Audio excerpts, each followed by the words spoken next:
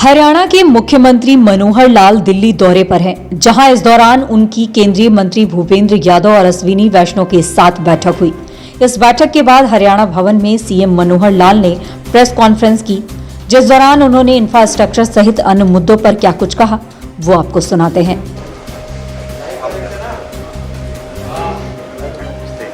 नमस्कार।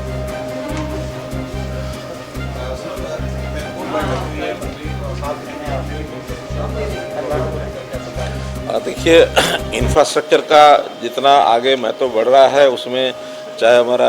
Rail infrastructure हो, चाहे रोड इंफ्रास्ट्रक्चर हो, उन सब के बारे में लगातार हम लोग प्रगति अपनी कर रहे हैं। तो आज जैसे रेलवे मंत्री जी के साथ बैठ कर के कुछ प्रोजेक्ट्स के ऊपर चर्चा हुई है, उसमें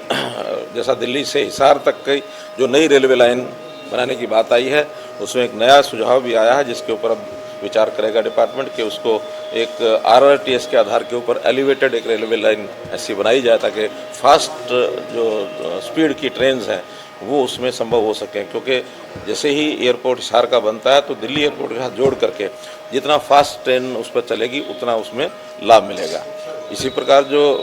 डेडिकेटेड फ्रेट कॉरिडोर, चाहे वो ईस्टर्न है चाहे वेस्टर्न है, दोनों ही हरियाणा में से होकर निकलते हैं, तो उसके लगभग 10 ऐसे नए रेलवे स्टेशन बनाए जा रहे हैं। उन 10 के 10 नए रेलवे स्टेशन के आसपास कोई इंडस्ट्रियल एरिया कैसे उसमें बन सकता है, वहाँ रोड कनेक्टिविटी कैसे बढ़िया हो सकती है, उन चीज़ों के ऊपर हमने विचार किया है। फिर रोहतक की जो एलिवेटेड रेलवे लाइन है, उसके साथ नीचे जो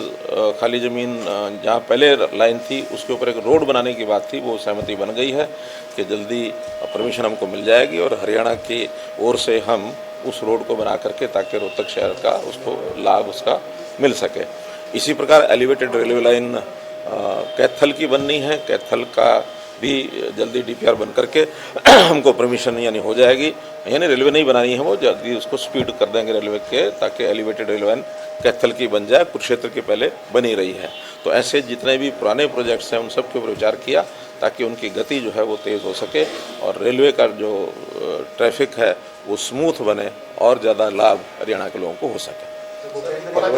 पलवल वाला लिंक, हाँ, जो एक मिसिक लिंक पलवल और पृथला का ये एक शेष बचा हुआ है, उसमें ज़मीन एक्वायर होनी है, उसकी भी आज एक्वायर करने के लिए हम डिपार्टमेंट को कह देंगे, क्योंकि हमको हरियाणा सरकार को एक्वायर करके देनी है, ताकि जल्दी से वो लिंक अगर बन जाएगा तो वहाँ का जो इंडस्ट्रियल हब है वो सारे के सारे जो कॉरिडोर वेस्टर्न जो पेरिफेरल कॉरिडोर है, इकोनॉमिक कॉरिडोर, उससे आप जुड़ सके ताकि उसका वहाँ लाभ हो सके। इसी प्रकार जो दूसरा विषय आप जो पूछ रहे हैं, आज प्रातःकाल हमारे जो मिनिस्टर हैं श्री भूपेंद्र यादव, उनके साथ भी कुछ एनवायरमेंटल इश्यूज़ को लेकर के 2-3 विषय थे जिसके बारे में चर्चा की है। खास करके जैसे सीएनजी पीएनजी के ईंधन का उपयोग करने की बात आई थी नई इंडस्ट्री के लिए, तो हमने कहा कि कम से कम 1 साल की छूट उसमें होनी चाहिए और उसके अंदर जब पीएनजी सीएनजी का इंफ्रास्ट्रक्चर बन जाएगा तभी उसमें से कुछ ना कुछ लाभ मिलना चाहिए। दूसरा एक विषय था जो नजफगढ़ ड्रेन का, नजफगढ़ झील, गुरुग्राम के अंदर लगभग 3000 एकड़ पानी उसमें फैल जाता है, तो उसका कोई रास्ता निकालने के लिए एक समझौता हमारा हुआ है कि जो नजफगढ़ ड्रेन है दिल्ली के अंदर से होकर के गुजरती है, यमुना में गिरती है, उसकी जो डीसिल्टिंग है ये बहुत सालों से हुई नहीं है, उसका एक ज्वाइंट कंट्रोल हरियाणा, दिल्ली और केंद्र सरकार की ओर से कमेटी बने, उसका कंट्रोल हो ताकि समयबद्ध तरीके से उसका क्लीनिंग डीसिल्टिंग हो जाए और फिर उसमें बांध बनाने की भी आवश्यकता रहेगी। ड्रेन नंबर नजफगढ़ ड्रेन के ऊपर हरियाणा साइड में जो बांध नहीं बना है उस बांध बनाने की भी हमको परमिशन मिले ताकि वो जो एरिया 3-3.5 हज़ार एकड़ है उसको बचाया जा सके। ऐसे ही एक विषय जो राइस मिलर्स का है, हस्त जलाने का जो बार बार उनकी ओर से रिप्रेजेंटेशन आता रहा है, उसकी भी परमिशन उन्होंने कह दी है, फॉर्मली उसका लेटर हमको मिल जाएगा ताकि जो राइस हस्क है उसको जलाएंगे ताकि उसका उपयोग कर सकें। अन्यथा राइस हस्क एक हैवी नहीं होता बल्कि बहुत बल्कि एक मटेरियल होता है, उसको स्टोर करना अपने आप में मुश्किल होता है, तो इसलिए उसका उपयोग उसी के अंदर हो सके। तो ऐसे कुछ विषयों के ऊपर से चर्चा हुई है और बहुत सहमति उन्होंने हमको दे दी। हैं, पहले कौन कौन से जो डिस्ट्रिक्ट एरियाज हैं, आखिरकार सर उसका डिसीजन क्या हुआ? दो बार ये विषय आ चुका है दिल्ली दौरों में। एनसीआर के अंदर एक एनजीटी ने प्रतिबंध लगा दिया था कि जो नई इंडस्ट्री खुलेगी वो सीएनजी पीएनजी के ऊपर ही आधारित होकर के फ्यूल को कंज्यूम करेगी, अन्यथा चलाने नहीं देंगे। हमने ये कहा कि जब सीएनजी पीएनजी देने का काम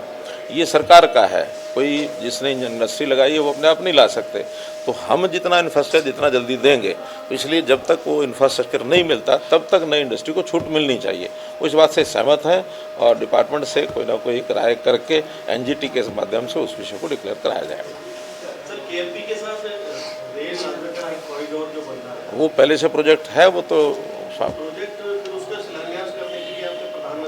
प्रधानमंत्री जी को कहा हुआ है। प्रधानमंत्री जी का समय जैसे ही नियर फ्यूचर में मिलेगा उसका शिलान्यास करा करके और उस प्रोजेक्ट को हम चालू कराएंगे। उसकी ज़मीन भी मिल चुकी है, सारा प्रोजेक्ट भी तैयार हो गया है, उस पर लगभग 5000 करोड़ रुपए की राशि से वो प्रोजेक्ट बनने वाला है। उसके अंदर जैसे ही प्रधानमंत्री जी का समय मिलेगा उसका शिलान्यास हो जाएगा।